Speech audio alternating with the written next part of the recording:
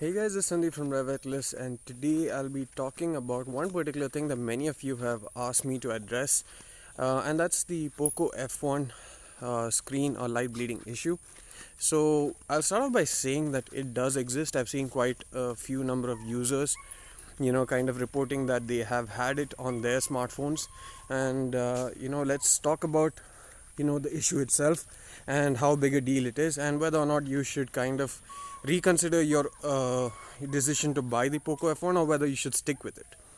So a screen or light bleeding is basically where the edges of a smartphone screen or any screen in particular have sort of given way to light that is used to illuminate the display. So this light kind of eats up into the screen estate and comes over it, kind of ruins the experience, especially in a dark room where it's most visible. At times you can possibly see it if you look at it at very obtuse angles, but other than that, if it's coming onto your screen, even when you look at it up front, that's a bad thing. So I have seen a few reports of it. I'm not sure exactly how many are there and stuff, but I've seen a few reports. I've seen a few cases where people actually showcase that it is happening to them on their phones.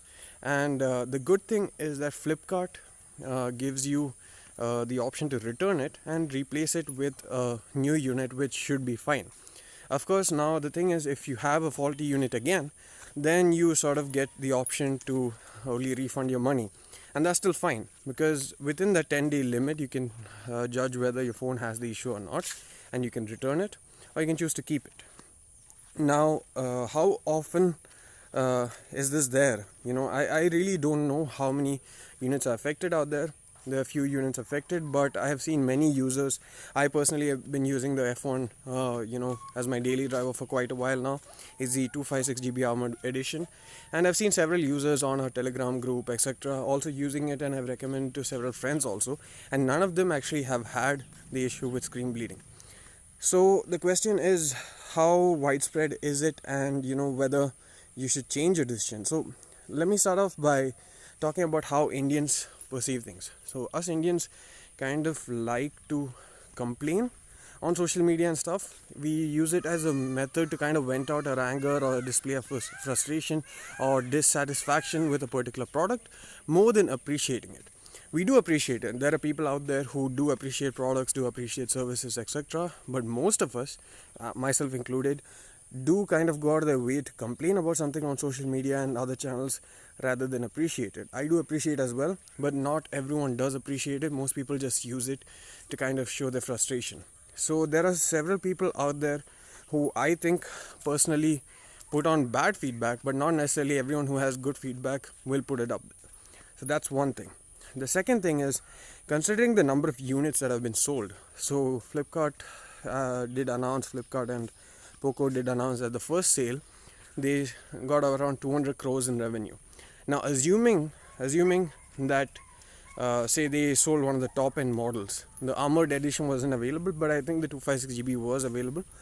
So say 29,000 rupees, that would be quite a lot of units still, and the bare minimum was the 20k variant. So assuming that they only sold the 20k variant, they would have sold 100,000 units to be exact.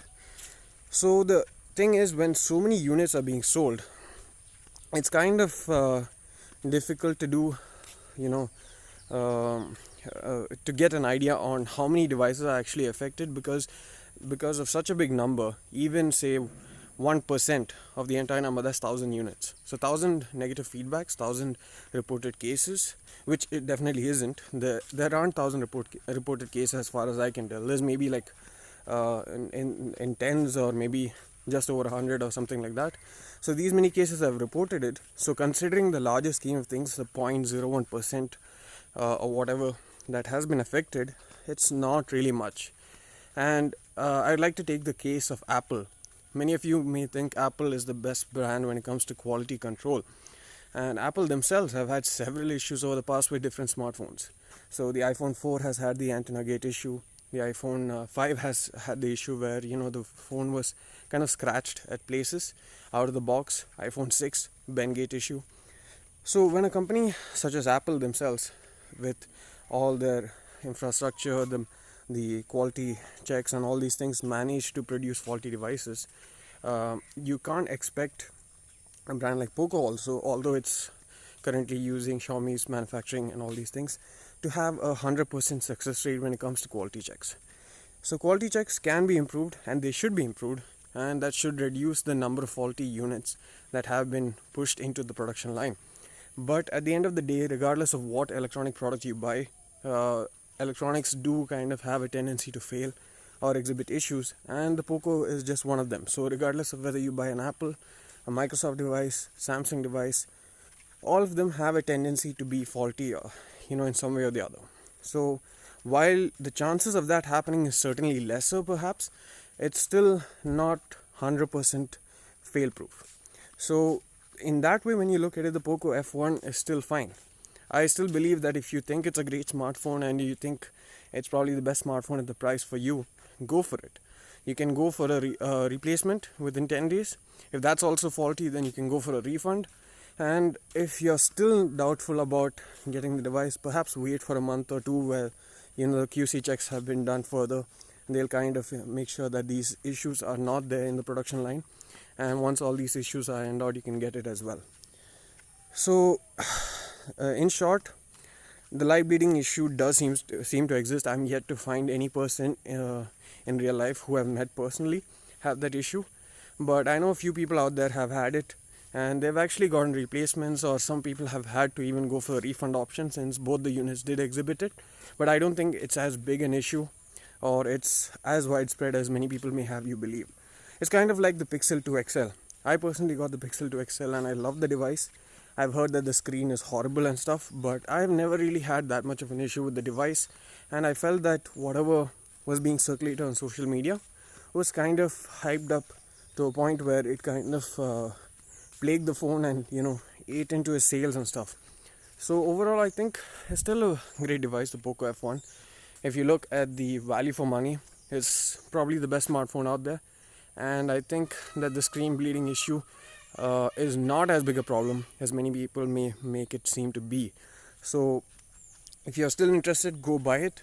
You can still get a replacement or a refund if nothing works out, so your money is safe, and you can always go for another smartphone or try again in the future.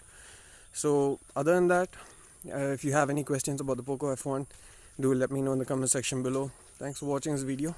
See you again in the next one.